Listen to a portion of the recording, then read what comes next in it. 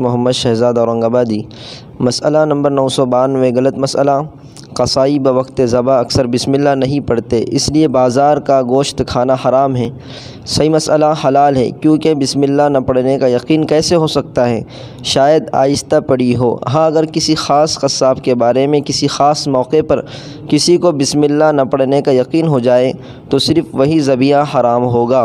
اسی قصاب کے دوسرے ذبائح اور دوسرے قصابوں کے ذبائح پر بلا دلیل حرمت کا حکم لگانا صحیح نہ ہوگا۔ مسئلہ نمبر 993 غلط مسئلہ۔ مشہور ہو جائے کہ فلاں چیز میں ناپاک چیز ڈالی جاتی ہے تو اس کو کھانا جائز نہیں۔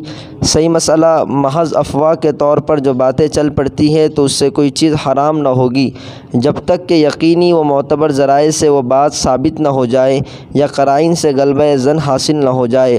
مسئلہ نمبر 994 غلط مسئلہ۔ علماء کو چاہیے کہ جس چیز میں معمولی شبہ ہو اس کے ناجائز ہونے کا فتویٰ دیں۔ صحیح مسئلہ یہ طریقہ صحیح نہیں۔ حدیث میں ہے جو مشتبہ چیز تمہیں ناپسند ہو اپنے عمل میں اسے چھوڑ دو، مگر دوسروں کے لیے اسے حرام قرار نہ دو۔ فقط والسلام۔